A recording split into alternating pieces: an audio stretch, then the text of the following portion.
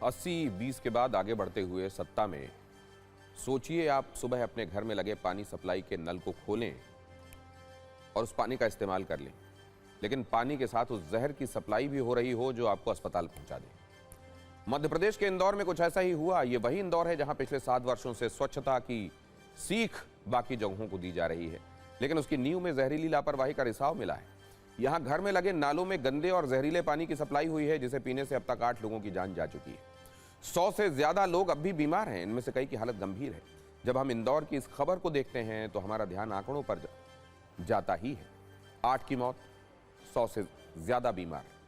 लेकिन ये सिर्फ मौत और बीमारों की गिनती नहीं, ये 31 दिसंबर और न्यू ईयर वाले मूड की खबर भी नहीं है। हो सकता है इसे आप न्यू ईयर पर मूड खराब करने वाली खबर के तौर पर देखें, लेकिन इस खबर को आंकड़ों की गिनती से आगे बढ़ाकर देखिए, क्योंकि ये वाटर सप्लाई क्राइसिस से जुड़ी हुई खबर है। यह खबर हर उस भारतीय शहर की है जहां सुबह नल की आवाज के साथ घर जागता है। इंदौर में जो हुआ उसने ये शक पैदा कर दिया है कि देश में कहीं भी ऐसी जहरीली मौत की सप्लाई हो सकती है। अब जब आप अपने घर का नल खोलेंगे तो पानी तो आएगा, लेकिन शायद वो भरोसा नहीं आ पाएगा। इसलिए आज मौत की सप्लाई वाले सिस्टम पर हमने एक खास कुंजी तैयार की है। दरअसल इंदौर के भगीरथपुरा इलाके में दूषित पानी पीने से लोग बीमार हो रहे हैं। अब तक 8 लोगों की मौत की पुष्टि हो चुकी है। इन मरीजों को उल्टी, दस्त और बुखार की शिकायत हुई। बताया जा रहा है कि इस इलाके में कई दिनों से दूषित पानी की सप्लाई हो रही थी। 15 दिनों से इस बारे में शिकायत की जा रही थी। 1 हफ्ते से लोग बीमार पड़ रहे थे, लेकिन वक्त रहते इस तरफ ध्यान ही नहीं दिया गया। जब मामले बढ़ने लगे तो सिस्टम एक्टिव हुआ। कई घरों का सर्वे किया गया, हजारों लोगों के स्वास्थ्य की जांच की गई, डॉक्टर्स और स्वास्थ्य विभाग की टीमें तैनात कर दी गई, मरीजों के फ्री इलाज का ऐलान हुआ और कई अधिकारियों के खिलाफ एक्शन भी ले लिया गया। ऐसी आशंका जताई जा रही है कि पानी सप्लाई वाली मेन लाइन में कहीं सीवरेज का पानी मिल रहा था, जिस वजह से ये सब हुआ। अब पाइपलाइन के बदलने के निर्देश दे दिए गए हैं।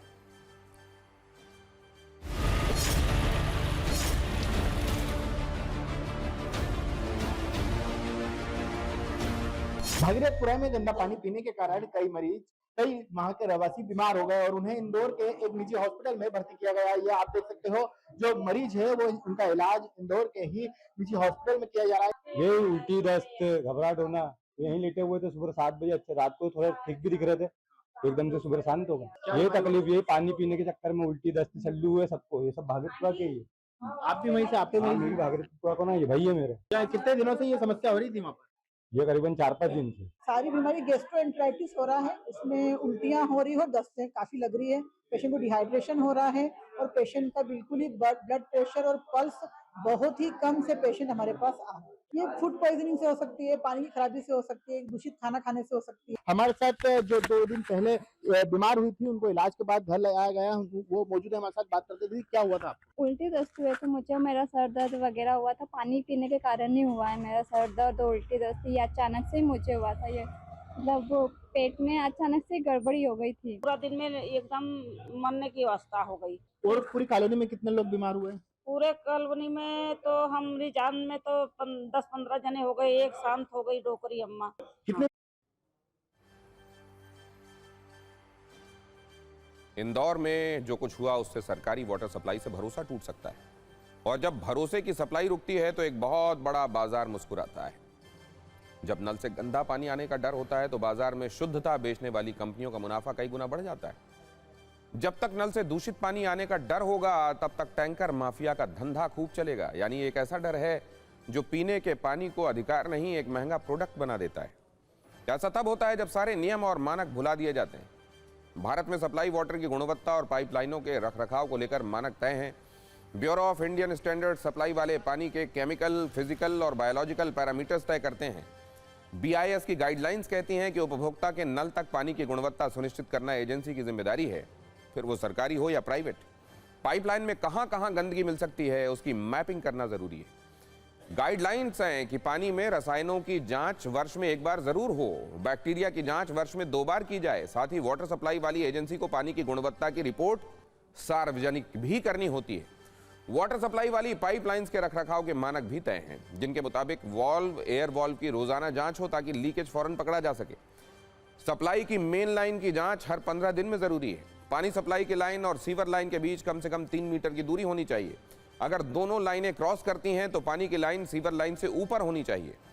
क्रॉसिंग वाली जगह पानी की पाइपलाइन में कोई जोड़ नहीं होना चाहिए। पंपिंग स्टेशन से निकले और उपभोक्ता तक पहुंचने वाले पानी में अंतर पता किया जाएगा, जिससे लीकेज का पता लग सके।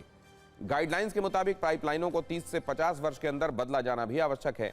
अगर बार बार लीकेज की शिकायत आती है तो बगैर देरी किए पाइप का बदला जाना भी अनिवार्य है। इन गाइडलाइंस का कितना पालन होता है, इंदौर की घटना के बाद इस पर सवाल उठता ही है। ये भी सवाल उठ रहे हैं तो अब सफाइयां भी आ रही हैं।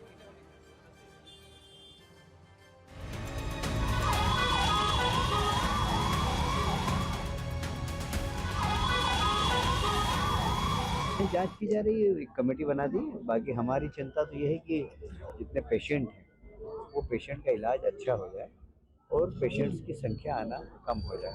कितनी मौतें अभी तक हो चुकी है? अभी हम इसके ऊपर कोई ऑफिशियल नहीं कर सकते। जांच कमेटी बना दी है, वो जो रिपोर्ट देगी कितना भी बड़ा अधिकारी उसके खिलाफ कार्रवाई करेंगे। 100 से अधिक लोग घायल हैं। भाई उसके बारे में मुझे लगता है कि प्रशासन उसके बारे में पूरी चिंता कर रहा है। जो भी घटना होगी उसके बारे में पूरा परीक्षण करेंगे और जो भी उसमें उचित हो सकता है वो कार्रवाई करेंगे। ये एक तरह की वानगी है ट्रिपल इंजन सरकार की। जिस तरीके से 3 लोगों की मौत हुई, ये इंदौर में जो अद्भुत और अकल्पनीय वोट दिया उसका मेहनताना दे रहे इंदौर की जनता को। ये जहर मिला है किसी न किसी रूप में। ये जांच का विषय कि जिन लोगों के कारण मौत हुई, वो चाहे नगर निगम आयुक्त हो चाहे महापौर, इनके खिलाफ FIR दर्ज कराओ। गैर आदतन हत्या का केस दर्ज होना चाहिए। तो महापौर जिस तरह से इसके बाद एक बीमार हुए यहाँ पर दुखद है, दुर्भाग्यपूर्ण है। इसकी नैतिक जिम्मेदारी भी हम जनप्रतिनिधियों की है और अभी लोगों को प्रथम दृष्टया अच्छा इलाज मिले, लोग जल्दी ठीक हो जाएं, नए लोग बीमार नहीं हो, ये हमारी प्राथमिकता है। बाकी सब विषयों पर कौन दोषी है कौन दोषी नहीं है, जिनके खिलाफ कार्रवाई होगी, ये बात का विषय है। जिन परिवारों में मृत्यु हुई है उनको सहायता राशि के रूप में 2 लाख रुपए दिए हैं। सबका इलाज भी निःशुल्क हो रहा है।